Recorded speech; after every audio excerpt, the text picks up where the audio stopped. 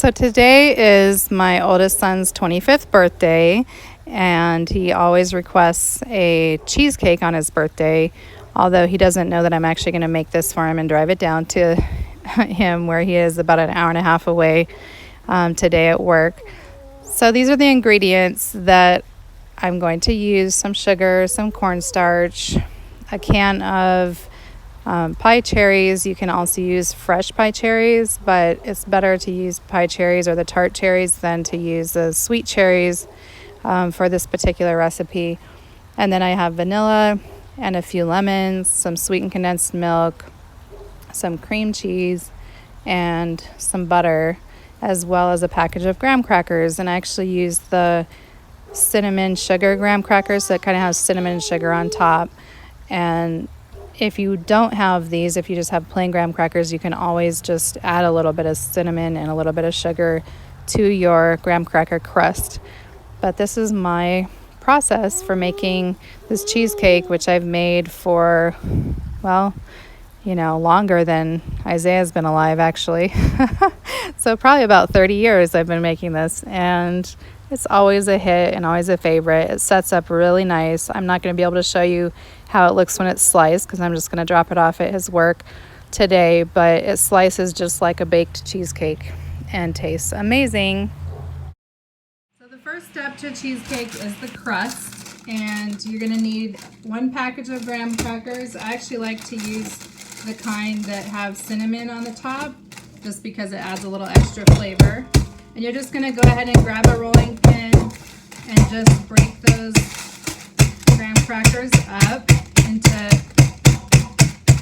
smallish pieces. Once they're kind of broken up, you're going to either get a dish towel, which is preferable, or since I don't currently have a thin cotton dish towel, I like to also use a pillowcase, just a clean pillowcase. This one's just kind of turned inside out. So you're going to dump the graham crackers on there. You just want basically a thin fabric of some kind that's clean. And then fold that over. And we're going to just go ahead and roll those graham crackers out. This tastes so much better than graham cracker crust that you buy pre-made. I've honestly only tasted that when somebody else has made something, and it just is not as fresh. So I've never in my life bought a pre-made graham cracker crust because they're actually just really easy to make.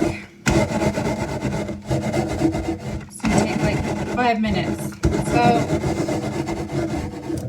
just go ahead and make sure that you roll that out. It takes a little bit of muscle until it's nice and finely crumbled. And if you want, you can roll again. And this actually just keeps the crumbs kind of like intact so they don't fly everywhere.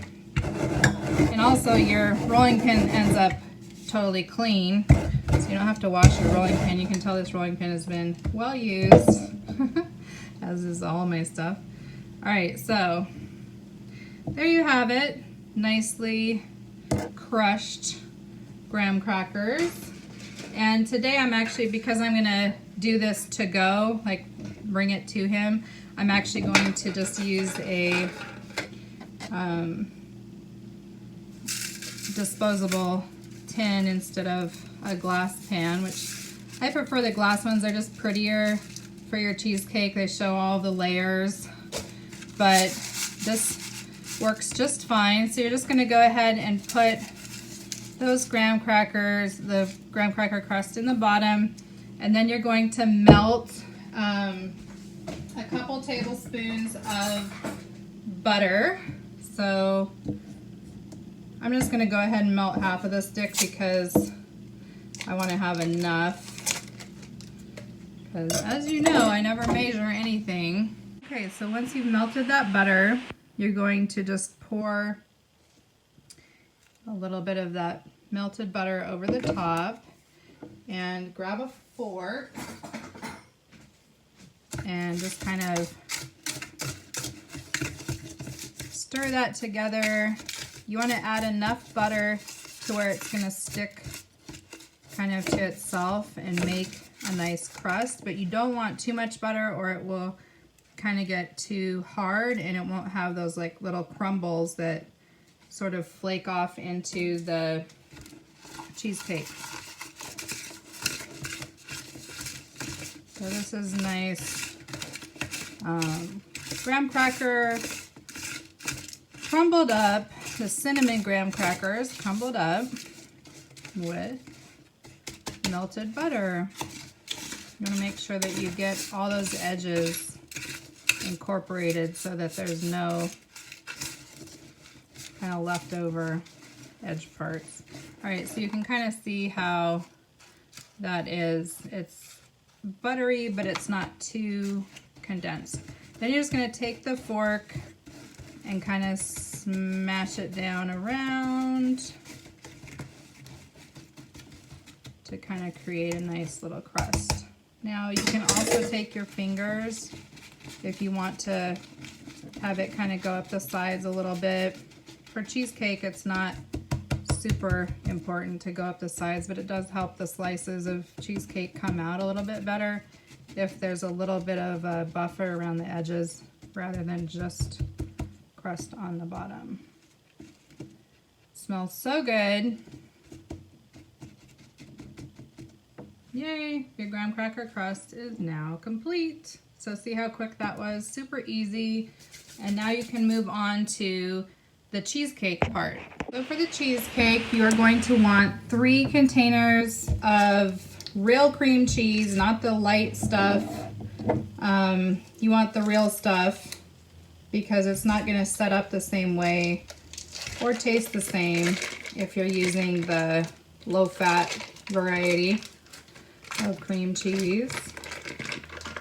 And I've actually made cream cheese. It's a process though, and these days I do not have the time to make cheese. So, you know, cheese and bread and some of that stuff that's nice to do homemade, but it does take a minute. Butter is the same way. Sometimes these are like hard to get open.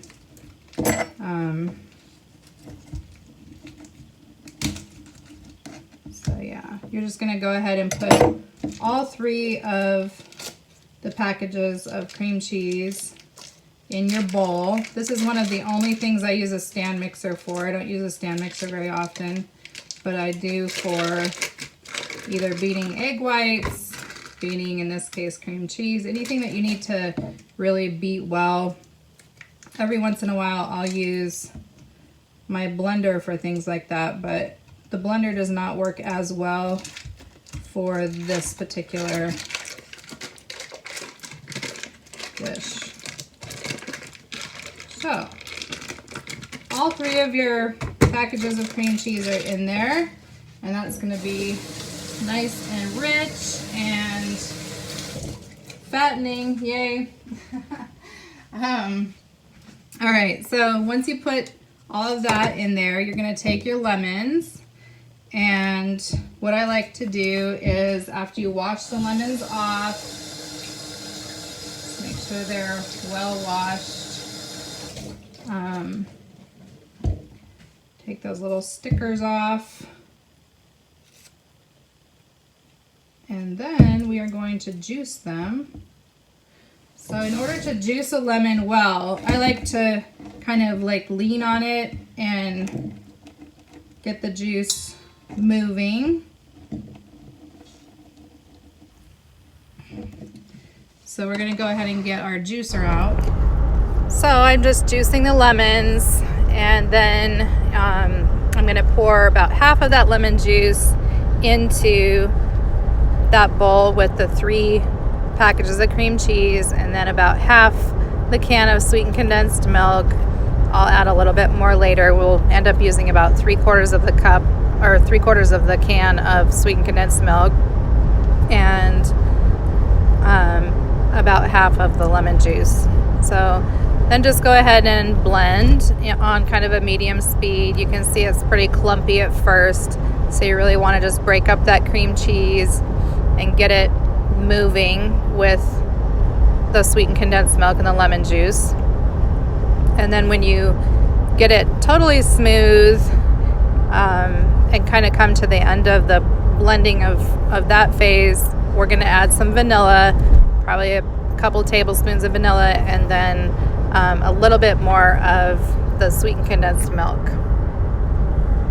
So you can see it here just blending, and you want to make sure there are no clumps. And it takes a while to really get it completely smooth. So keep going. I don't have a base on my stand mixer. As you can see, it's a super cheap one. I've added the vanilla here and some more sweetened condensed milk, so then you just keep blending or whipping it. But yeah, I mean, so I just use my hands to kind of spin the bowl around and make sure that the beaters get to the corners of the bowl, since I don't really have a base that spins it for me. So, I mean, it works. So I'm just continuing to blend it or whip it with the beaters on kind of a medium high. And you just want to keep spinning the bowl around and whipping some air into it. It takes a little bit of time, so just keep going, be patient. So once the cheesecake filling looks kind of like that, we're going to go ahead and lift up the beaters. And that should be the consistency. You should not have too runny of a cheesecake batter. I don't like to eat my cheesecake with a spoon, so I like to eat it with a fork, which means you've got to beat that a lot and make sure that it's nice and thick. So the next step is just to take that nice thickened cheesecake filling out, and I like to use a spatula to just make sure to be able to spoon it out into the pan, into the crust, and then spread it around. And I'm going to have too much for this pan since it's a smaller tin. The disposable tins are always smaller than the glass pans that you have at home. So I'm going to kind of take a little bit out just to leave room for the topping. So you just kind of want to have enough room to fill it all the way up to the top of the crust, but also leave a little bit of room, like a half an inch or 3/4 of an inch or so, to get the space for the filling. And then your cheesecake should look like this, and you're going to put it in the fridge for about an hour to let it set. So to make the cherry topping, I'm going to go ahead and dump a whole can of tart pie cherries. These are not sweet cherries. Sweet cherries taste different and they're really good with almond extract, but pie cherries are tart and you know, they're delicious, but they're kind of a really bland color when they come out of the can. And so I always like to add a little bit of red food coloring just to, you know, again, make it festive. Then I'm going to take my cornstarch and sugar in a separate bowl and go ahead and just mix those together before we do this topping. So I'm just going to dump in some sugar. It's about that much, maybe around a cup or something, and then some cornstarch. You want enough cornstarch to where it's going to thicken it, but you don't want it to be so thick that it's kind of chewy or something. You know, you want it to still be a little bit runny as it goes over the cheesecake, but then kind of thicken up and set up in the fridge, if that makes sense. So I'm just going to stir that cornstarch together with the sugar with a fork just to get a nice thickening agent. You always want to make sure that the cornstarch is fully incorporated into the sugar so there aren't any lumps, because that way when you make the pie filling, it's going to actually turn out smooth and not lumpy. So I always save a little bit of that mixture just in case it doesn't thicken up perfectly. And, you know, so just so you have a little bit of interest, you can always dump some more in. So once you stir that together, you're going to put it on the stove top on high. And as long as you can just stand there and keep stirring it, it shouldn't scorch on the bottom. If you want to do a medium high, that works too. It'll just take a little bit longer. So just keep stirring it with your fork. Just make sure that it's not sticking to the bottom of the pan.